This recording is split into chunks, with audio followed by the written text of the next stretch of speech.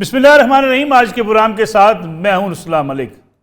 ناظرین، ملک کی سیاست میں جوڑ توڑ عروج پر ہے اور کئی جماعتیں ایک دوسرے میں ضم کی جانے کی باتیں کی جا رہی ہیں۔ پنجاب کے اندر مسلم لیگ نواز کو یہ ایج حاصل ہے کہ بہت سے وہ اراکین جو 2018 کے الیکشن میں مسلم لیگ نواز کو چھوڑ گئے تھے اب واپس پلٹ رہے ہیں۔ اس کے ساتھ ساتھ مسلم لیگ نواز بلوچستان کے اندر بھی اپنا کام جاری رکھے ہوئے، اور بلوچستان کے اندر مسلم لیگ نواز یہ چاہتی ہے جو ان کے قائدین یا ان کے رہنما جو ان کو چھوڑ کر گئے تھے ان کی جگہ پر دیگر جماعتوں سے بات چیت کی جائے اور وہاں کے الیکٹیبلز کو بھی اپنے ساتھ ملایا جائے۔ دوسری طرف جوڑ توڑ کے ماہر آصف علی زرداری صاحب وہ بھی ان کوشش میں مصروف ہیں کہ پاکستان پیپلز پارٹی بھی اپنے ان لوگوں کو جو ان کے ساتھ پنجاب کے اندر ان کے ساتھ ہے، کبھی پھر پیپلز پی ٹی آئی میں چلے گئے، ان کو واپس پاکستان پیپلز پارٹی میں جگہ دی جائے کیونکہ الیکشن کا میدان سجنے والا ہے۔ دوسری طرف کاف لیگ اور نون لیگ کے ضم کرنے کی باتیں بھی کی جا رہی ہیں۔ ان حالات میں ملک کی سیاست کس طرف جائے گی؟ کیا جو بڑے بڑے اتحاد بنانے کی بات کی جا رہی ہے، سندھ کے اندر پاکستان پیپلز پارٹی کے خلاف اتحاد بنانے کی باتیں کی جا رہی ہیں، وہ کتنا کامیاب ہوگا؟ پاکستان پیپلز پارٹی پنجاب کے اندر کتنے الیکٹیبلز کو اپنے ساتھ ملانے میں کامیاب ہوگی؟ اس وقت بلوچستان پر سب کی نگاہ ہیں کہ بلوچستان کے اندر جو الیکٹیبلز ہیں ان تک پاکستان پیپلز پارٹی بھی پہنچنا چاہتی ہے اور مسلم لیگ نواز بھی اپنے دروازے کھلے رکھے ہوئے تاکہ بہت سے لوگ بلوچستان سے بھی ان کے ساتھ آن ملیں اور بلوچستان کی حکومت بھی مسلم لیگ نواز بنانے میں کامیاب ہو جائے۔ پیپلز پارٹی کا دعویٰ ہے کہ نہ صرف کراچی کے میئر کے بعد سندھ کا وزیر اعلیٰ بلکہ وزیر اعظم بھی پاکستان پیپلز پارٹی سے ہوگا۔ اب دیکھنا یہ ہے کہ یہ اتحاد کس حد تک کامیاب ہوتے ہیں اور جو الیکشن سے پہلے یا بعد میں اتحاد ہوتے ہیں وہ کتنے معاون ثابت ہوں گے ان بڑی سیاسی جماعتوں کے لیے۔ دوسری طرف پاکستان تحریک انصاف سے نکلنے والوں کی ایک لمبی لائن لگی ہوئی ہے۔ آج بھی اسد عمر پاکستان تحریک انصاف کو خیر بات کہہ گئے اور انہوں نے سیاست سے کنارہ کشی اختیار کر لی۔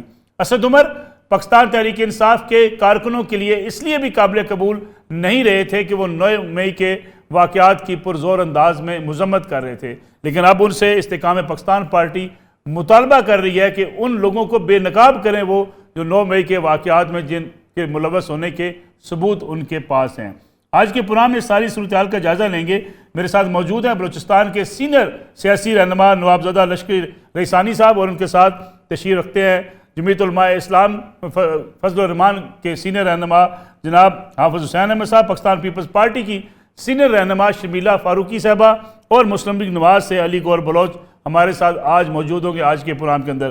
نوابزادہ صاحب، آپ کی ملاقات ہوئی شہباز شریف صاحب کے ساتھ، اب تک کیا فیصلہ کیا آپ نے؟ کیا بلوچستان کے اندر کوئی نئے اتحاد بننے کو جا رہے ہیں یا مسلم لیگ نواز کے اندر لوگ شامل ہوں گے؟ کیونکہ اس وقت دعوے کیے جا رہے ہیں پاکستان پیپلز پارٹی کی طرف سے بھی اور مسلم لیگ نواز کی طرف سے بھی کہ بہت سے رہنما دیگر جماعتوں سے مسلم لیگ نواز اور پیپلز پارٹی کے ساتھ چلے جائیں گے۔ بلوچستان کی سیاست کس طرف جاتی ہے آپ کو دکھائی دیتی ہے؟ دیکھیں، بات یہ ہے کہ ایک تو ہمیں ایک بات کو تو کلیئر سمجھیں کہ پاکستان کا سیاست اتنا آزاد نہیں ہے کہ وہ اپنے سمت کا تعین کر سکے، مگر اسی تمام حالات میں منیمم یا میکسیمم سیاسی عمل کو جاری رکھنا میرا اور میرے ساتھیوں کا مقصد ہے۔ ہم یہ سمجھتے ہیں کہ جب ریاست اور وفاق یہ سمجھتا ہے کہ بلوچستان کے لوگوں کے ساتھ ڈائلاگ کرنا چاہیے، تو ڈائلاگ تو پولیٹیکل پروسیس کا ہی نام ہے، ہم اس پولیٹیکل پروسیس کے حصہ ہیں۔ پچھلے دونوں سردار ایاز صادق صاحب تشریف لائے تھے اور انہوں نے میاں نواز شریف صاحب کی طرف سے ہمیں یہ دعوت دی کہ ہم اس کے سیاسی عمل کے حصہ بنے۔ پھر شہباز شریف صاحب نے دعوت دی، پھر ہم کل ان کے ساتھ ملے، اور ہم سمجھتے ہیں کہ ڈائلاگ یہ ہے کہ اگر سیاسی عمل کے ذریعے بلوچستان کے لوگوں کو ریلیف ملے، وہاں کے نوجوانوں کو روزگار ملے، وہاں کے پریشان حال لوگوں کو کہیں نہ کہیں سے ہم سوشیو اکنامک پولیٹیکل ریلیف دیں تو بہتری کی طرف معاملات جائیں گے۔ تو جن ایشوز کو ہم اہمیت کے عامل سمجھتے تھے 10.5، وہ ہم نے ان کو لکھ کے دیے ہیں۔ یقیناً آپ نے ان کا جو پارٹی کی طرف سے ایک پریس ریلیز جاری ہوا تو وہ بھی آپ نے پڑھا۔ تو ہم سمجھتے ہیں کہ بلوچستان میں جو بدترین حالات ہیں ان کو بہتر کرنے کے لیے پولیٹیکل پروسیس لازم ہے، اور پولیٹیکل پروسیس کے ذریعے ہی لوگوں کی محسوس ہو کہ ان کے نمائندے ان کا مسائل حل کر رہے ہیں۔ اب ہم واپس کوئٹہ جا رہے ہیں, وہاں اپنے دوستوں کا اجلاس بلایا, پھر سردار ایاز صادق صاحب آئیں گے, ان کے ساتھ بات چیت ہوگا, پھر جو نتیجہ نکلے توکل ہے, ہم جو سمجھیں گے کہ سیاسی عمل اور بلوچستان کے اور اس وفاق کے مفاد میں بہتر ہے, وہی فیصلہ کریں گے انشاءاللہ. نواب صاحب, کیا مسلم لیگ نواز کے ساتھ آپ کی شمولیت بھی ہو سکتی ہے آپ کے ساتھیوں کی, یا آپ کو سیاسی اتحاد بنائیں گے؟ اسی طریقے سے پاکستان پیپلز پارٹی نے بھی آپ سے رابطہ کیا ہے؟ ان پچھلے دنوں ان کے بھی ایک ایم پی آئے تھے سندھ سے, ان سے بات ہوا, مگر ہم یہ سمجھتے ہیں کہ بات چیت ہو.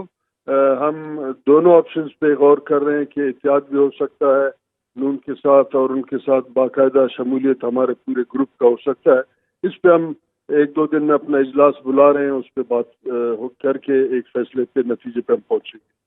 نواب صاحب, ہمیشہ بلوچستان کے رہنماؤں کو یہ شکوہ رہا ہے کہ جو قومی سیاسی جماعتیں ہیں وہ جب اتحاد بناتی ہیں یا شمولیت اختیار ہوتی ہے اس وقت بڑے بلند بان دعوے کیے جاتے ہیں, لیکن بعد میں بلوچستان کو نظر انداز کر دیا جاتا ہے. اس بار آپ کو کیا یقین دہانی ہوگی کہ قومی سیاسی جماعتیں مسلم لیگ نواز اگر ہو تو آپ کے ساتھ کیے گئے معاہدے کے مطابق آگے بڑھیں گے اور آپ کے مطالبات پورے ہوں گے؟ دیکھیں, میں آپ کو ایک عرض کروں, ایک معاہدہ 1940 میں ہوا, اس پہ آج بھی وفاقی طرز پہ کبھی عمل درآمد نہیں ہوا. 1948 میں خان آف کلات اور محمد علی جناح صاحب کے درمیان میں ایک معاہدہ ہوا, اس پہ بھی عمل نہیں ہوا بلکہ اس کے خلاف ورزی کی گئی.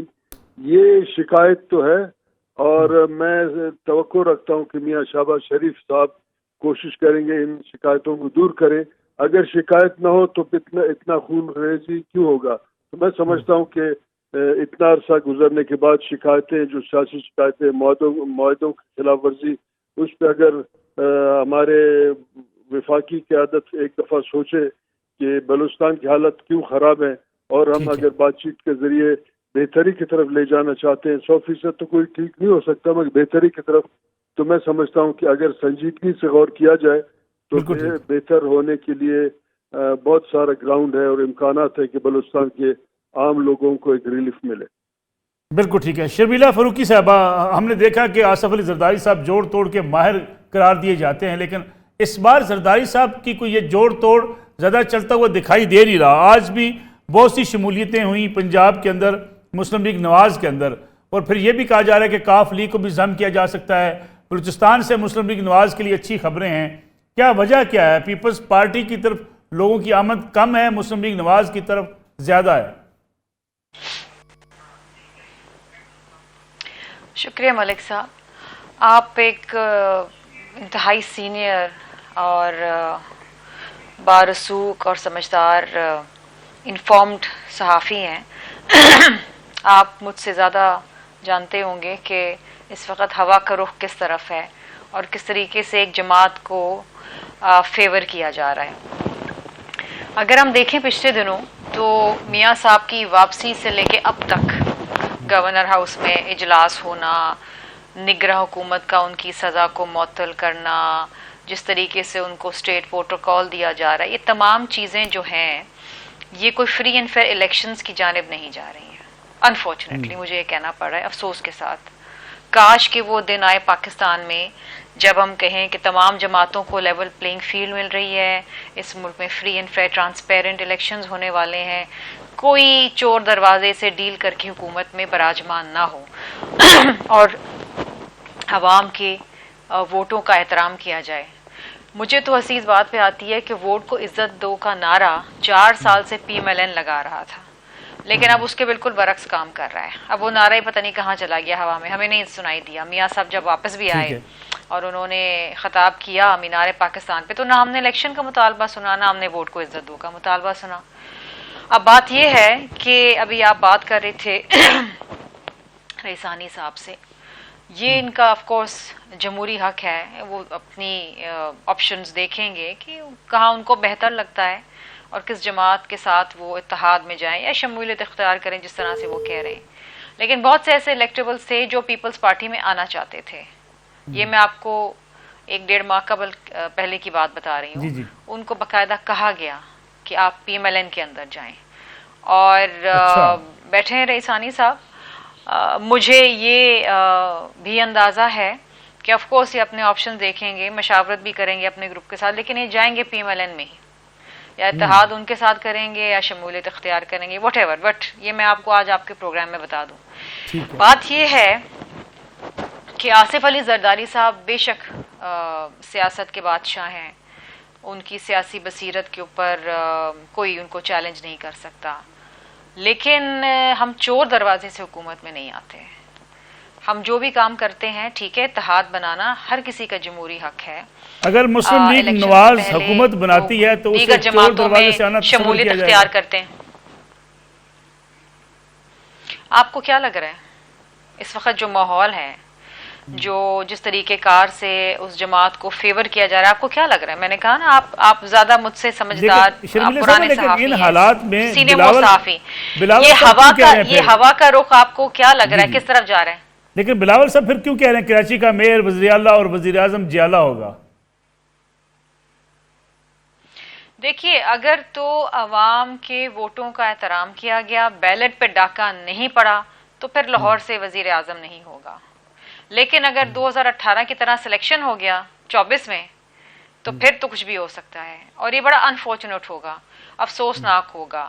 دیکھیں, ایک جماعت ہے جس کو باقاعدہ اسٹیٹ پروٹوکول دیا جا رہا ہے اس کے جلسے کو, دوسری طرف ایک جماعت کی کرسیاں بھی نہیں لگنے دی جا رہی ہیں. پیپلز پارٹی کے فنڈز روکے جا رہے ہیں سندھ کے اندر.